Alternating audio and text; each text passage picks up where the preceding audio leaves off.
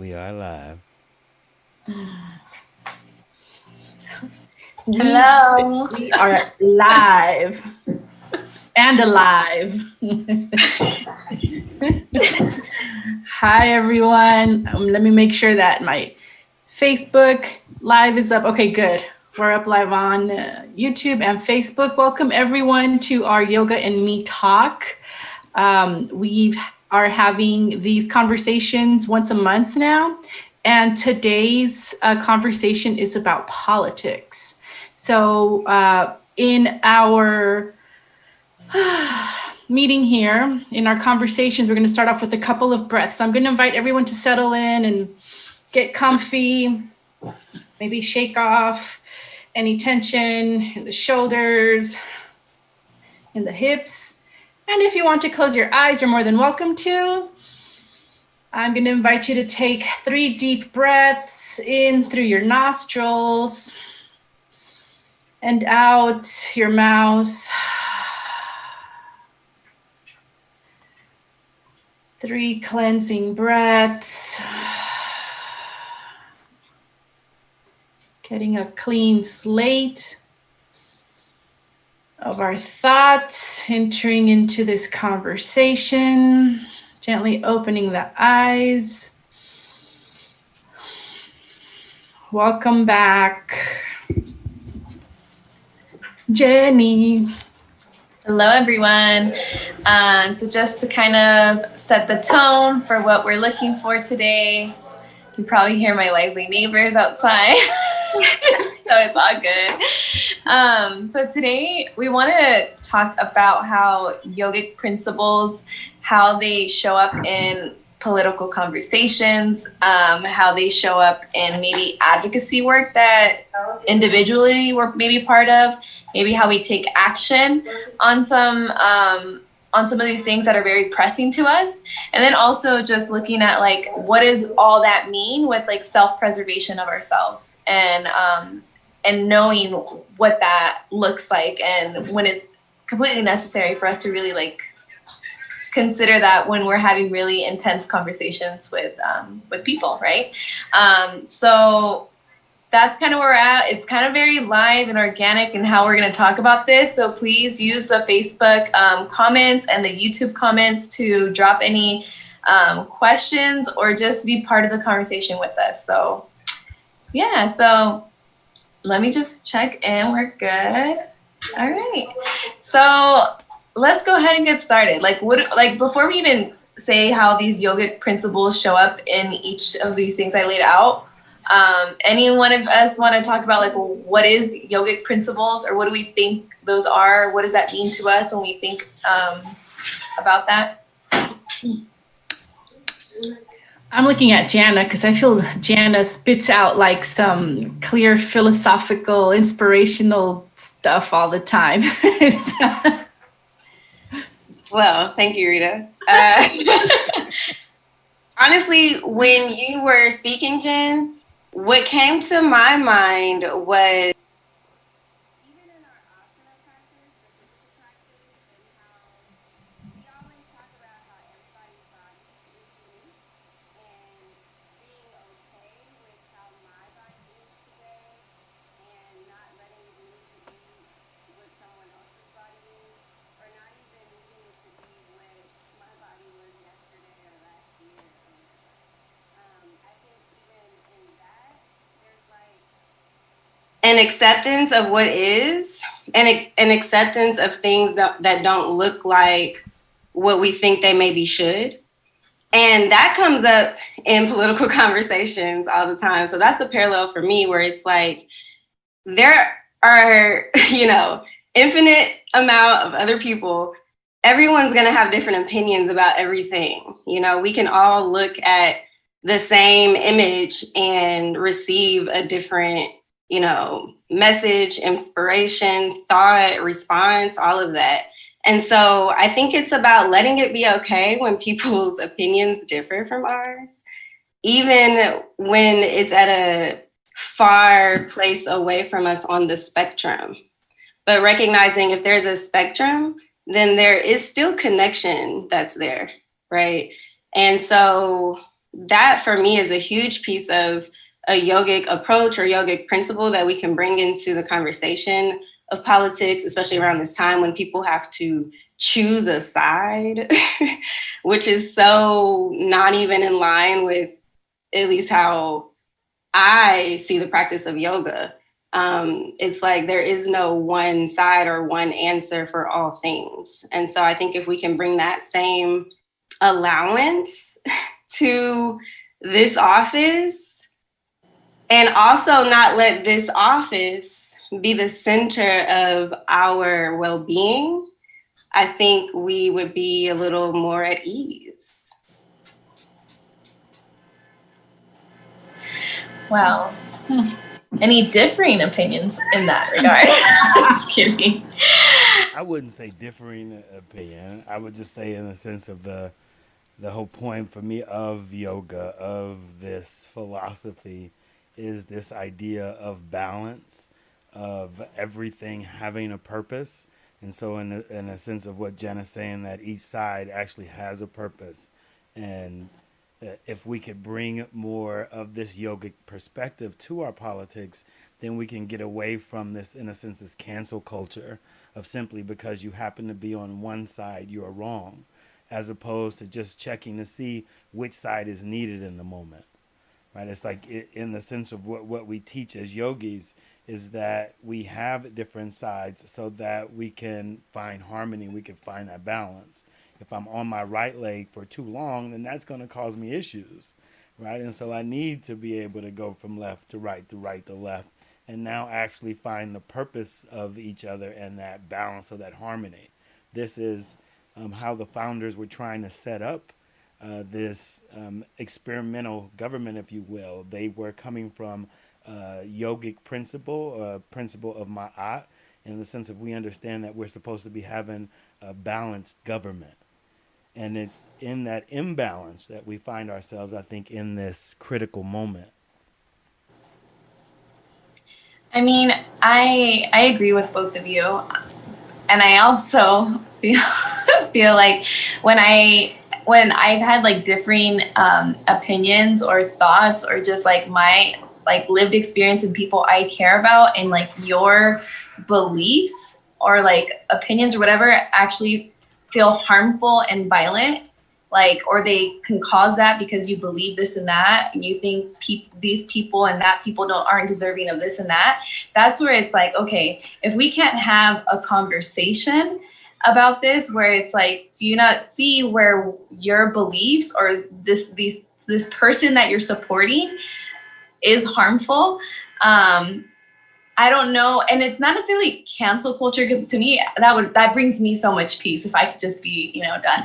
But it's like, there's people that you can't necessarily fully cancel, right? You're going to see them. And I think it's about like, well, how can I explain to them what you believe and what you stand for is very harmful to me. It's harmful to people that I care about. And if you don't understand that, and we can't have like restorative justice or like transformative justice conversations of hearing each other, then I'm ready to, like, I'm done. Like it's not even what's a meme? It's not like we're disagreeing on like whether we like coffee or not. It's like, these are people's lives at stake. This isn't something that is negotiable and like peace, we're all good. And so I think to me, it's like being aware of like what that cancel culture does, but also knowing that like there's people who literally just, the ego, right? Like the way that we, how did our training this morning say? It's like the ego will compartmentalize ways that we navigate life. And if that person's ego is doing that in a way that they're not seeing it from like how their beliefs and what their own actions are very harmful, I don't know how much energy I have to walk that path with that person to get them to understand. And I also feel like that's not my responsibility too. Yeah. I think my entrance into into just voting came in at a weird time where I was like starting my yoga practice too, because I became a citizen in 2014, I think. early in 2014, and then I got my yoga certification in early 2015. And I was not paying attention to anything politics because I couldn't vote. So I'm like, and then part of it was me just being lazy, getting my citizenship too, which I regret. But anyways, I'm here, I'm voting. So when the 2016 elections came around, I wanted to inform myself about everything. Like, okay, how does this work? Like, why is this particular politician in place? How long has he been here? What has he done? All those things. And at the same time with my yoga practice, because I was doing teacher training, and I think that was like the most intimate I had ever been with my practice, all kind of stuff started popping up for me too. It's like, why do these politicians do this shit? Why do people vote like this? Like, what the fuck's going on? It was like a clash of this yogic philosophy for me that was like, we got to treat each other really good. And, it's in a way trying to make everyone healthy. And that's not what politics is doing for us right now. So I was like, oh my God, I went a little crazy. And I think I just like I don't think it's even over research. I just researched so much that I was like, this whole politician thing is insane. But I don't know. I still have a problem trying to merge this yogic philosophy in how I feel and what I practice into this like political shit show. I will say though that Rita, and I think like all of us too, it's interesting that yoga and politics is now like something as of like recent months has been discussed as if like, I guess for us who like at the Tree, like we have like a social justice module in our teacher training. And I think when we say social justice, it's really to highlight just like all the inequities and the disparities that like Black and brown folks, poor folks go through, and just really trying to highlight, so how do we use like the yoga principles, or how do we, and I think as people of color, or however way we identify, we have these lived experiences where just being and then practicing yoga, it's not super complicated, but it's also very complicated. Yeah, if that makes sense. And so I think when we're trying to like, oh, like how do we have this conversation? It's like, well, we're the way that we live our day to day, the way that we show up. There's not like one, like it's not like a perfect example of it. I don't know how else to to say that.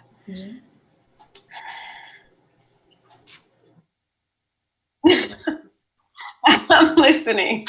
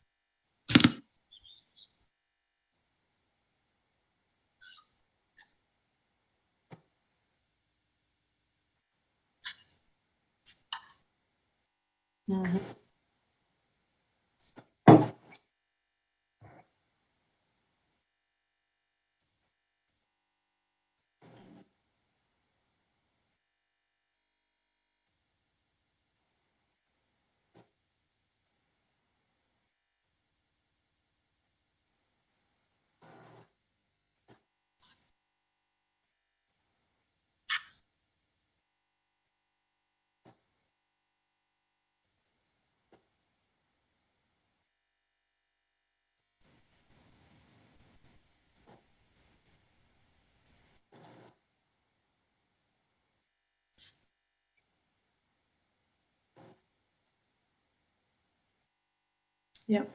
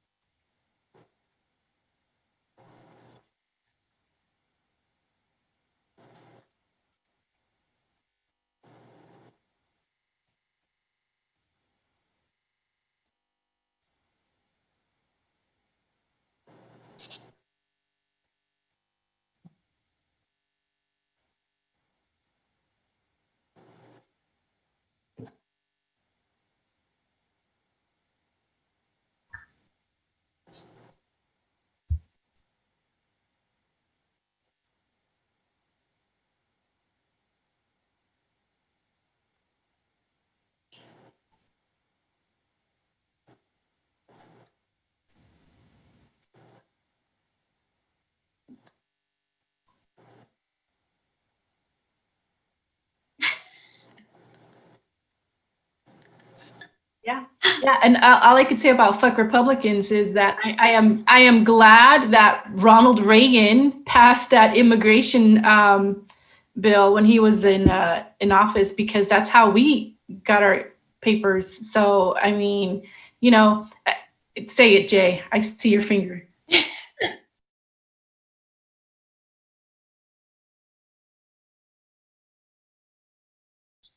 Yeah.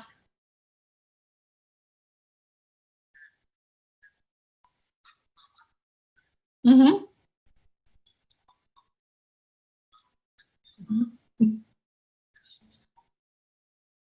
Yeah.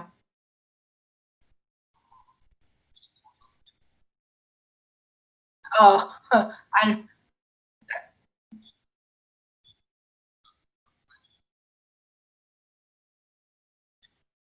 yeah. Yeah. You went a little bit too far. I didn't call him great, Jay. I'm just glad I got my papers.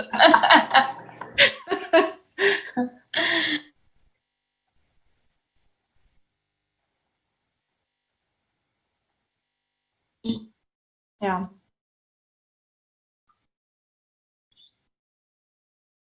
Yeah. Hmm.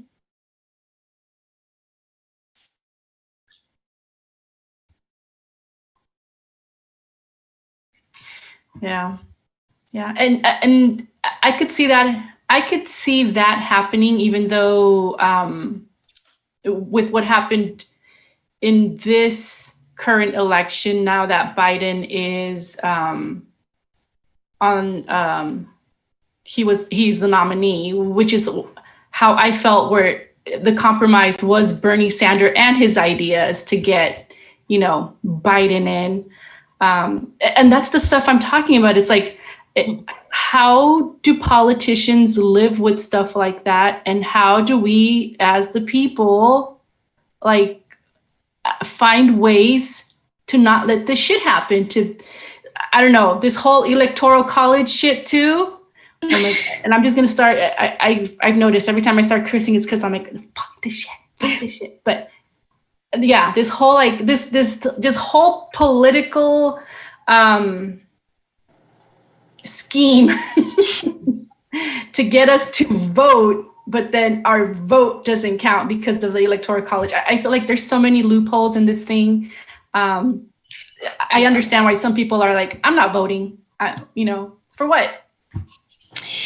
And it's like, and I think that's when we're only focused on like the presidency, because it's like, even though it's like, whoever, is president right now, California is almost like does its own thing. Yeah. And so then California, right? But then you go down to LA and the Bay, like, their politics. And so looking at like, that's where our votes count when we're talking about what's happening in our state, what propositions or measures are up, and connecting with the local organizations that we know, like Youth Justice Coalition, Justice LA, BLM LA, or BLM, even nationally, and then COCO, all these organizations that put out like their voter guides to kind of like see what are these organizations doing for our community? Yeah. Okay. Oh, they're doing this, they're doing that. It's like, yeah, I almost said something else. I was like, I fuck with them. Like, yeah, like I like their politics. Like I'm down with them and I support them. We're connected in different ways. And so let me see how they're approaching these propositions, because I know that they've been with the community for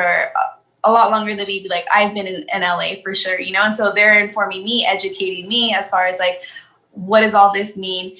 And then like, okay, yeah, I'm gonna choose to vote, because I know that there's people who are impacted by these propositions that depend on people coming out, and maybe not necessarily for the presidency, but there's so many other things. And just knowing that acting locally isn't just necessarily voting, right? Maybe it's showing up to an action, it's raising hell, it's calling, it's phone banking, it's writing letters, it's so many different things. Yeah, I got excited there. That's what it's about, Jen. Get excited. Go out there and vote. I used to be that person that was like registering people to vote. And then now that like my phone is like sold everywhere and every day, all day I'm getting calls, I'm like, stop calling me. Like, that used to be me on the other line. Like, just, they're doing their job. It was funny watching you because it's so opposite of where I am. And like, I've just never been that emotionally tied to anything political. And it's funny when I observe, though, what I do feel emotionally tied to is when I observe people around me in conversation about politics and how people get so charged and against each other about this topic.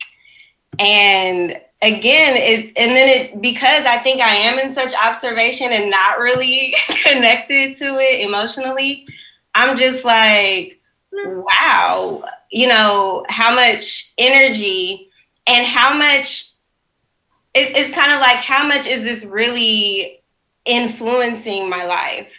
And how much do we like let those titles and people's politics be the barrier through which we see them? And I think that, to me, yeah, it's like in those moments, people forget that like, this was my friend 5 minutes ago.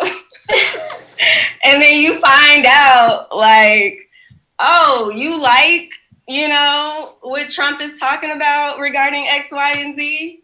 And now you're a different person to me, right? Not just friends, Jana. Family. Brothers and sisters. Right. I'm not going to name names. Yeah. But...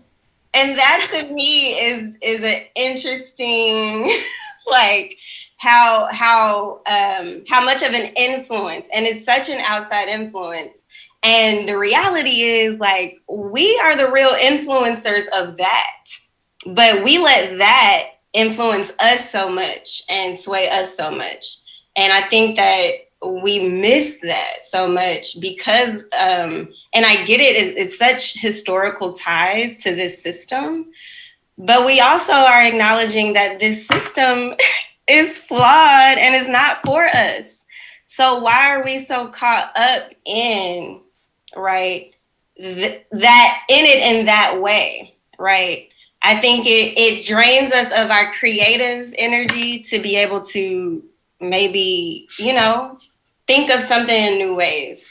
So that's... I hear Jana saying, burn it all down. That's so political. You're so political. You're like, let's start all over from the bottom up.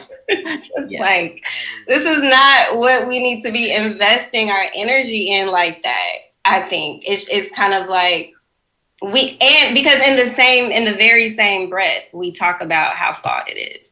And in the very same breath, we see that it's not a real system of justice.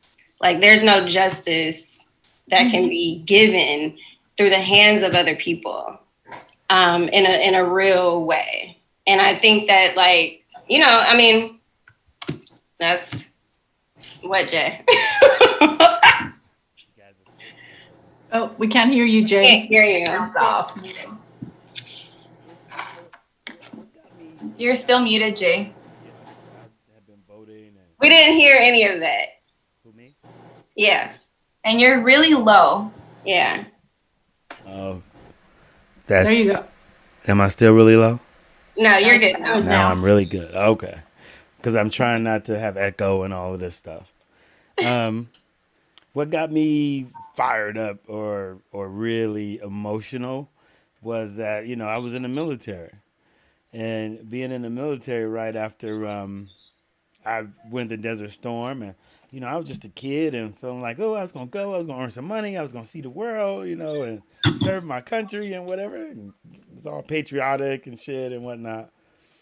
And then we had the next Gulf War, and it was based on bullshit. And that really hurt my heart to know and watch these kids like me getting killed based on this bullshit, right? Just for money.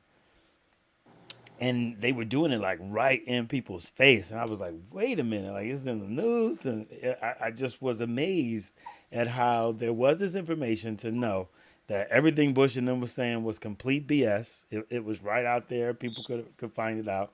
But they were, again, they had divided our media. And that was really where we could see it.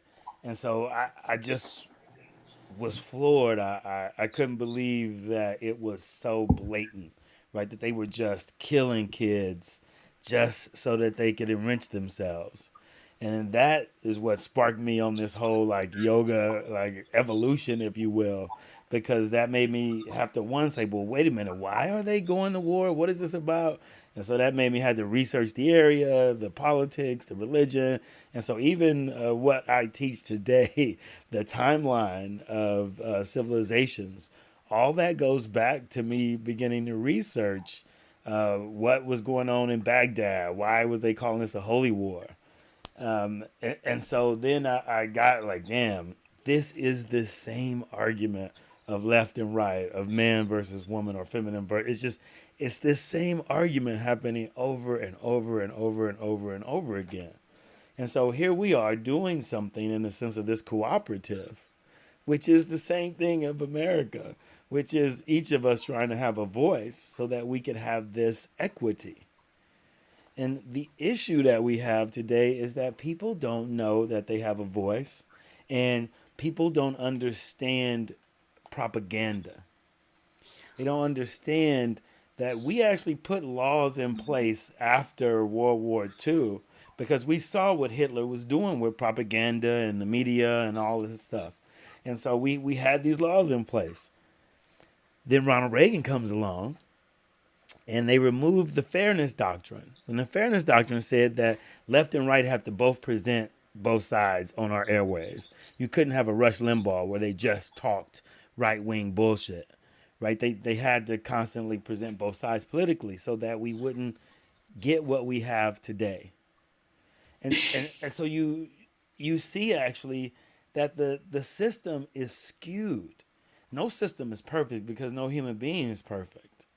But the best thing I believe that we could do is try and give each man a voice. But they have to be informed. They have to be educated. They can't be these morons. And I say that because I've got a cousin who posts these memes and whatnot as if he's educated in some way. And then now I have to explain to him what real research is. Right? What actually looking up something in a book is, as opposed to just these stupid ass memes. And so people are caught up in these bubbles created with our social media and our news media to where we're divided in this way to where the system can't work. We want things that are actually better for everyone. The majority of Americans agree with Black Lives Matter. but it's skewed in a way to where they don't listen to the majority of America. They only listen to this 40% minority. And that again goes back to this concept of white supremacy, not something that's about European Americans, but something that people buy into. And you could be of any ethnicity and believe in white supremacy. You could be a black man with a white Jesus on the wall. And that's supporting of white supremacy, if you will. And so it's that ignorance of who we are that's allowing this bullshit. South Africa is majority Africans, but yet Europeans still run it. Yeah. That's because people are not awake to who they are. Or even some of the phrases that like politicians spit out that just skew things. Like one of the phrases that got me, that I was like, oh shit, yeah, that's not right, is support our troops. And I'm like, no shit, we want to support our troops, but I don't want to support that fucking war. Like, and those phrases, like those catchphrases, the words that they put together, they say them because they know that they can be skewed for us to literally fight over. Oh, you don't support our troops, you hate America. Nah, that's not what I'm saying. I don't know. We need a marketing genius like that for our co-op. Dropping hints. But you know, it's interesting that you say that too, because even when you see who has the money to have like ads on television for propositions or the radio, and how things get confusing, because you're like, oh, of course I want to help out that. And then you're like, wait, but no means this. And then yes means that. And so then which one's actually positive, or like, you know, and like the app driver one, that was confusing to me. I was like, oh yeah, that one. So just saying it. So it's like, even when we're trying to educate ourselves, they make it confusing and complicated to like really know, like, well, what do I believe? What do I want to support? It's like, and then they make it hella long to read it and then sit down and read it. So it's like, you have to also be like motivated to want to do that research, to know like, how am I going to use my voice and my power with this vote to like vote on this proposition or whatever.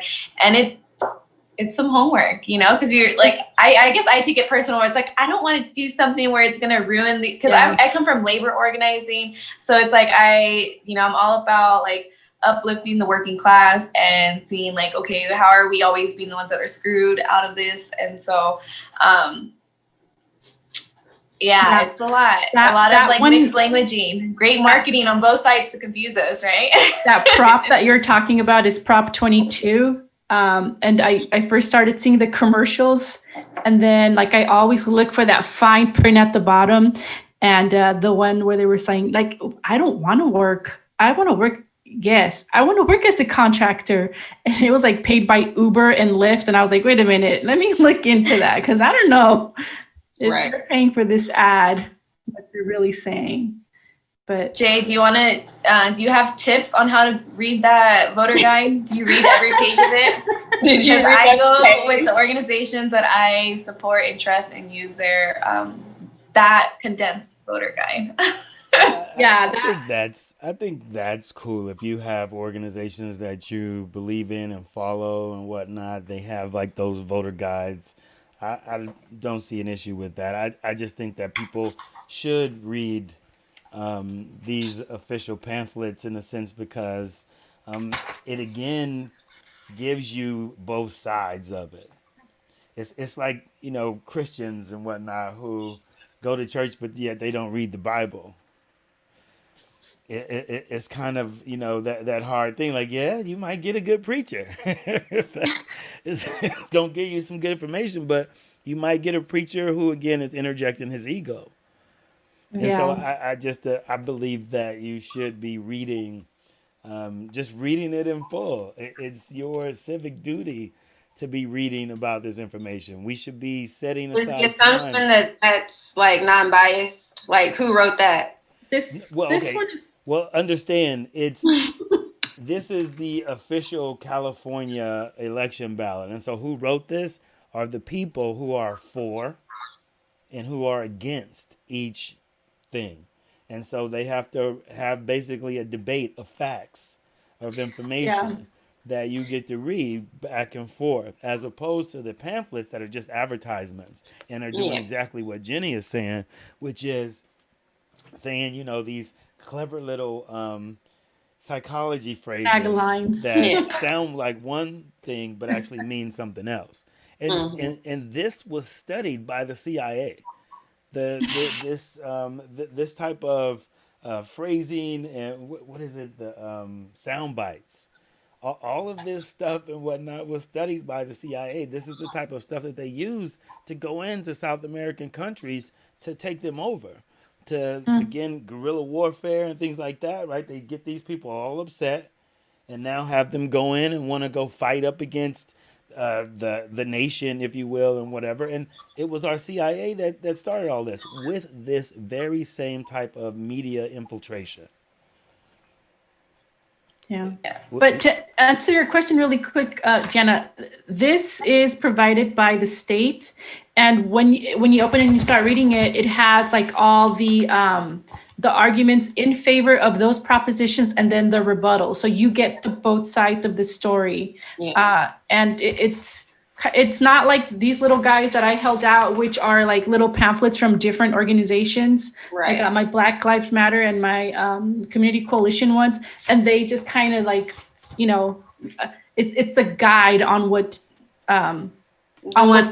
they support too. What they support. Yeah. So that's why I'm like, you should see my table right now. I got like all kind of stuff over here. Like what am I doing? What am I voting? And like Jay said, you have to get informed because, there was this show, I don't know if you guys remember, it's a super funny show called Reno 911.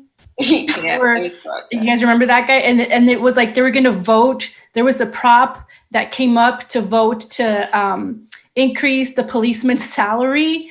And so they were like, yeah, you have to vote. Yes, you have to vote. Yes. Anyways, they hijacked this truck of ballots and they burnt it up, not realizing that they had to vote no to get their raise, but they burned it. Anyways, that's the whole trick behind yes and no's. So there are any real life propositions that you examples. support, Rita? There are a couple. I wanted to talk about Proposition 16, which in 1996 was passed as Proposition, what was it? In 206. And so Proposition 206 banned the use of affirmative action in California. And then it was brought up again in 2011. A prop was passed that stopped that. It made affirmative action activate again in California. And after it passed, Governor Jerry Brown vetoed it. So it was like, okay, what the heck? And affirmative action is a federal, been without affirmative action since 1996. It came back up as Prop 16. So vote yes, if you can, to bring affirmative action back to California. And, I feel like some people are like, well, we have really well-qualified white people, but because we needed one Black person, now one white person can't get into college. And so that's like where these discussions come into place. But if you do your research, that's at least the research that I've done, that doesn't even come into play. So, yeah. Prop 16, yes. Prop 16. I'm with that. Which ones do BLM support? Black Lives Matter and Community Coalition support Prop 16. Vote yes for Prop 16. Yeah. I think I don't know. I feel like that's a no-brainer, but What do they say about the Uber one? Let me tell you about Uber and and their commercials. Vote no. Our drivers want to stay as free contractors. They love to make their own schedule. And I'm like, wait, Uber and Lyft paid for this commercial? What the hell? Yeah, but, and I feel like I was like, as soon as I saw that Maya, that they were sponsoring that commercial, I looked into it and it was like, no. That's a kind of tricky one because there are employment laws in California, and I don't think that ever since Lyft and Uber came into place, they fine-tuned those. I don't know. I think you can go either way. I'm gonna vote for Prop 22 as a no, because I feel that even though these Uber and Lyft drivers want to make their own schedule and things like that, they're missing out on unemployment benefits. They're missing out on sick days. They're missing out on holidays. So I think a relook at how their employment is being contracted out needs to get a second look at. Yeah. I just think about like the other countries, like in Mexico and Guatemala, like I think Uber opened up in those countries, and how like those places that have taxis and like a taxi union, how they're just like, no, like right, get out of here. And they like Uber and Lyft drivers, they don't even have their little plaques out because the taxi drivers will like, it gets really intense. And we went to Guadalajara a couple years ago, and like the day before, the taxi drivers had blocked off the entrance to the airport, and they were like, these Uber and Lyft drivers are taking over our jobs and they're not getting paid anything. And so now, like, what are we supposed to do? I think Mexico and Central South America have like real issues when Uber and Lyft go down there. It's globalization. So what about all the people who use Uber and Lyft? So if we're voting that this, because they said that they wouldn't be able to sustain their business if they had to switch models, right? So essentially we wouldn't have that as a service anymore. We would have it as a service. I think one of their talking points is that it will probably drive prices up.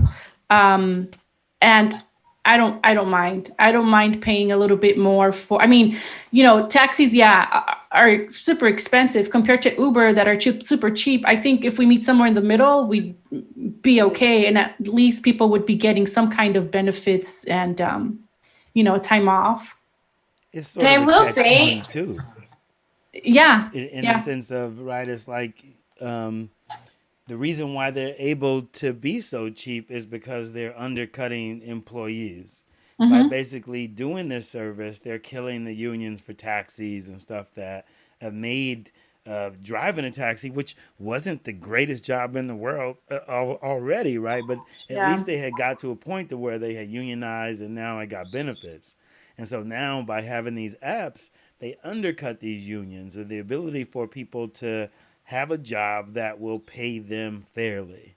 And so that's the question. Are we, that even goes to migrant workers, right? Like for us to have cheap goods, are we just actually screwing ourselves and screwing our brothers? Yeah, exactly. Should we pay more to do more for ourselves and our other citizens, right? This is the same issue of iPhones, right? In the sense that, if we have to compete against Chinese labor, right? How do we compete against people making $12 an hour? 12 cents an hour. 12 cents, yeah. And we're talking about $15 an hour. Again, see, people don't recognize that this global elite, meaning these people who have this global wealth, they need to flatten the economy of the United States in order for there to be this world economy. And so they're literally driving us to be a third world nation while Europe begins to take the place of the United States. Yeah.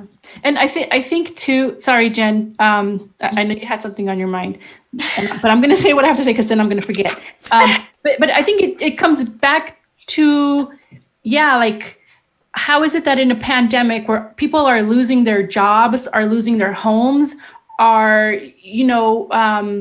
basically living off of dollars a day, that these corporations have hit like the most profitable, that they have hit profit rates that unseen before. It's fucking crazy. And meanwhile, our federal minimum wage is $7.25, the same it was like in freaking 1990 something. That's why I feel like, let's take a look at ourselves. I want my family and my neighbors to be able to take vacations on a boat, on a yacht, and be middle class, and invite me, and so I can take my boat and my middle class out to like, a lake picnic or something. But that also requires us to realize that, you know what, the kids that are flipping hamburgers, they deserve $15 an hour. Like, they put up with so much stuff, and it's like, oh, those aren't skilled jobs. I'm like, oh no, what is a skilled job? Putting up with all these rude ass customers, learning how to like flip a burger, making sure that you don't get food poisoning as a consumer. Like that is a skill. And, I hear people too saying, well, if burger flippers get $15 an hour, why don't our firefighters or like, government? I'm like, yeah, that's what we want. But of course. So firefighters do make good I know. money. I know. I mean, the point ain't even, and seeing people, when they talk about $15, they talking about it, from a 1980 standpoint.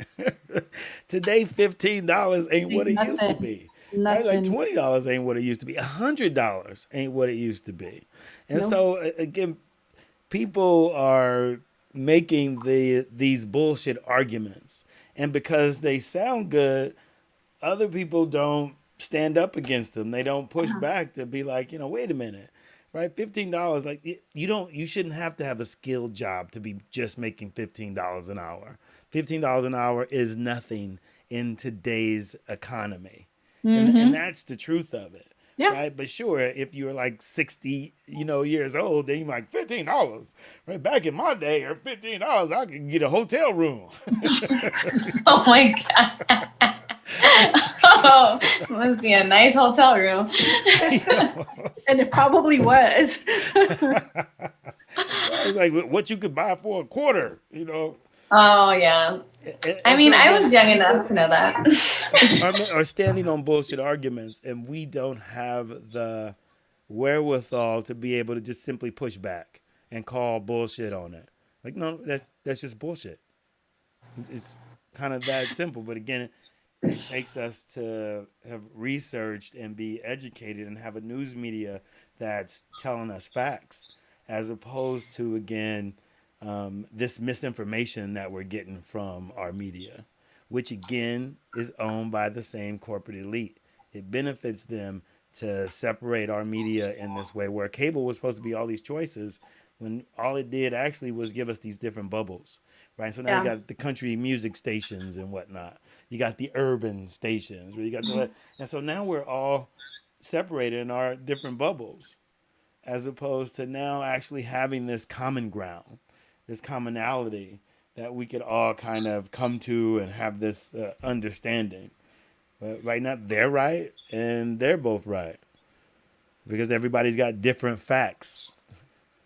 I think right now, even like, it's hard to say this because like we're in a pandemic, but even prior to the pandemic, like we lose sight of how interconnected we all are, and that we're fighting for scraps in such a rich country that has such a unequal, income inequality so drastically that it's like, how is it that we're such a rich country, but then people struggle with healthcare? How are we such a rich country, but we have so many people out on the streets? So to me, it's like, how can we stop fighting for bullshit scraps and then like see what's going on? Like, it's right there in front of us. So bringing it back to like yogic principles and like what this means, like to me, it's like paying more for my produce means that my own primos, my cousins that work out in the fields picking our produce, means that he can make enough to live here, not make enough to where he's working here and has to go back to Mexico to be able to like live here. It's like, what does that mean? Like, and my cousin's that like, because I have mixed citizenship in my family, it's like has papers to work here in the farm fields, but still doesn't make enough to live here. So he has to go back to Mexico. Like, what, that doesn't make sense to me. That like, so to me, it's more interconnected. It's like, you know, obviously there's layers to like how much we make to be able to afford expensive produce or to be able to pay that Uber Lyft driver what they deserve. But when we stop pointing the finger at each other, like because you want a living wage, not even like a minimum wage, because you want a living wage, now I can't afford this to go to work. Now I can't afford to put food on my table because these farm workers want livable wages. It's like, how do we not see how we're connected and we shouldn't be fighting against each other? Like that's like, so I mean, we can go on and on and on and on. But to me, that's like kind of just really seeing each other and each other's struggles. Even when I am not that person struggling, I know how my decisions also impact that person. My own ignorance impacts that person, you know, because of like how in some ways in this capitalistic system, we impact each other. And so, any closing thoughts here? Because we're people don't hate Mondays, they hate capitalism. I just thought about that. Sorry. It's like, you know, it's again, it brings us back to yoga and what we're teaching, even as we go through the ethics. And I don't say it's something that even just belongs to yoga in the sense of ethics. I think it also belongs to Christianity, it belongs to any spiritual text when you begin to talk about things like not stealing.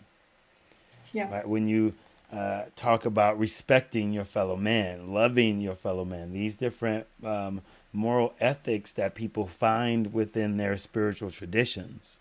Today, people are so distracted with judging other people for what it is their tradition is not. I was like, oh, you don't worship the sun, so you're this bad person. Stop worrying about what the hell I'm doing and get into whatever your ethics or principles are. Get into whatever is your God's message, which my understanding is love, is respecting of one another. And I think if we got to that point, then it becomes very simple to say, you know, well, is how this industry set up to be respecting its workers and its customers, right? As opposed to, is it set up to just be respecting its CEO and its shareholders? And there, I think, again, is if more people could be upset with how immoral this nation is. And I say that because everything we do stands on a system of greed. And so when we talk about this capitalism, we're talking about this imbalance, that our nation is unbalanced and it's all about greed. It's not about that greed actually feeding and taking care of the nation and its citizens. It's about that greed simply feeding these people who continue to become more detached from America and Americans. Yeah. We don't understand that these people aren't really Americans. They don't live in this nation the same way we do. We just need more people aware that we're immoral. We are immoral. Right? Immoral with our phones, immoral with our food, immoral with our money. We need to just stop participating and say we're not going to do this anymore. But it takes more people to be awakened to this shit that we're living in. If they want to wake up. Well, you know, everybody wants to go to sleep because everybody dreams of being a king in their castle. Yeah. I mean, don't we all want to be like a queen and a king?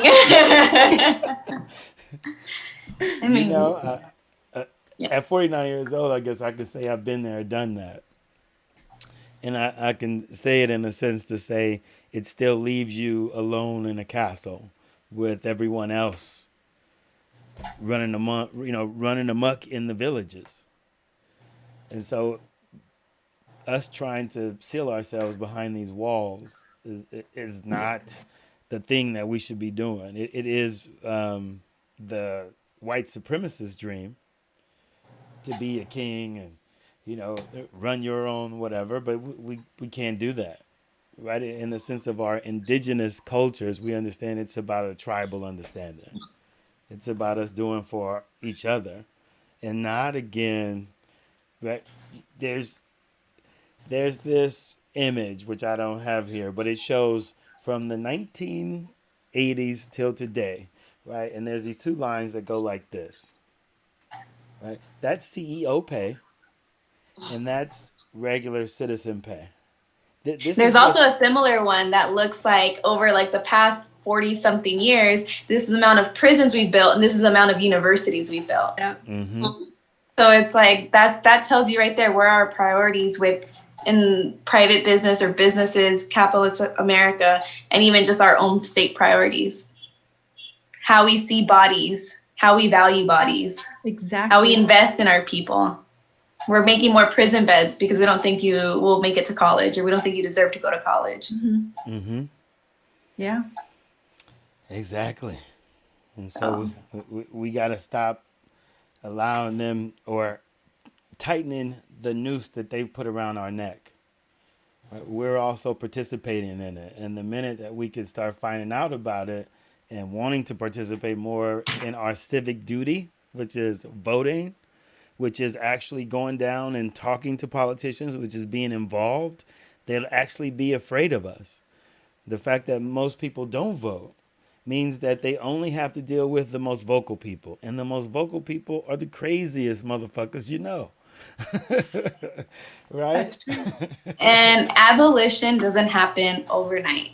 It's a daily practice. So if we want to literally like change this entire whatever, it's a daily practice of how you live your life, how you value life around you, and how you're gonna like literally see how you assess your priorities. So if we're gonna defund the police because we want better schools, we want mental health like services, we want housing, we want youth jobs, youth development, all these things because that's what our communities need, then it's like we gotta like, yeah, fight, like support people who are on the ground doing it if you yourself don't have the capacity to. Yep. Yeah. Like, it's a daily thing. It's like yoga, it's a daily practice. Yeah, exactly. A practice every day. I don't know about morning practice, but it's a practice. It's damn sure a practice so that you don't get caught up, right? Like you said, you start getting caught up in the policy, you start taking it personal. Yeah. You start making assumptions about other people, now you caught up. Right? It's understanding everybody has a right to their perspective and being respectful to people, right? Even if they disagree, right? Find that place to be able to agree to disagree. It don't make someone evil. It just might make them ignorant.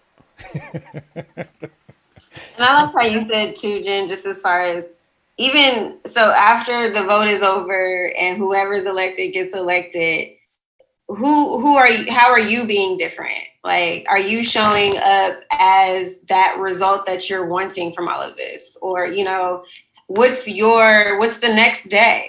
It's like, we always talk about this in relationships. It's like, it's not about the marriage or the wedding day. It's like, then what? Now we're here. So now the action, this is where they say like, that's when the real work begins, because it's like, how am I going to treat the people around me now? And yeah, again, just like, am I seeing everything through this one lens? And can I allow myself to just recognize, even my own personal views have changed over time, right? So it's like, we have to give people I think there has to be space for understanding, even though it's like sometimes we think everyone else is ignorant or we, you know, all of these things. It's difficult. But it's just like, you know, I mean, like, well, they are. You still have to live with these people. These are still people. Again, like, it's not just bodies around you. It's like, first these are whole human beings. There's nothing wrong with being ignorant, right? There's nothing Yeah, wrong exactly. with what That's you why don't know. I can't now treat you like, you're not a human being because I think you might be ignorant on these things. Yeah. Right. In recognizing, for me, I'll kind of correct that. In the sense of what I'm saying, if you recognize someone is ignorant, then maybe you should be educating them, right? Sharing with them why you're coming from this perspective. Not telling them what to believe, but simply, well, this is why I stand here. Mm-hmm. And it gives me that opportunity to be clear in what it is I stand for, and maybe gives them the opportunity to learn something without me having to tell someone. I think that's something we don't do, right? Which is share as opposed to tell. Yeah. This is what you should vote for. What we're doing. It's like, hey, I don't even hear you no more. Like, and that's the thing too, where it's like, and I know it's the other way too. Whenever you can acknowledge like somebody, you're not about to change somebody's opinion. And you can also acknowledge that somebody's not going to change your opinion right now, right? That if we're both being stubborn right here, then it's like, Yeah. why escalate it further to just more opposition? Especially if, I got to see you tomorrow at work too. Well, people living in the matrix, right? Yeah. People living from that right-wrong paradigm. Yeah. And that's what causes an argument when you're having that right-wrong conversation as opposed to that sharing conversation. Right. There's that difference. Right. Look at us. We're ready to do another hour. We already went over the first hour. I don't know about that, Jen. You got to be up early for another 2 hours of ass kicking. I know. Well, anyone want us to close us out with some breaths? Jana, close us out, Jana. Let's do it. Let's find a comfortable seat, friends, and allow these closing breaths to, again, just kind of wipe the slate clean. All that might have been received through the conversation, whatever resonate, let it stick. Whatever doesn't, let it go. And let's take a nice deep breath in and open the mouth. Slow exhale. Again, inhale, maybe feel the body expand and just receive this new moment. And exhale, let it go. Last one here together, breath in. Exhale, rinse it out. Thank you, friends, for sharing this conversation with us. We'll be back next month. Bye. Bye, Max. Remember it and able to advertise it. Bye.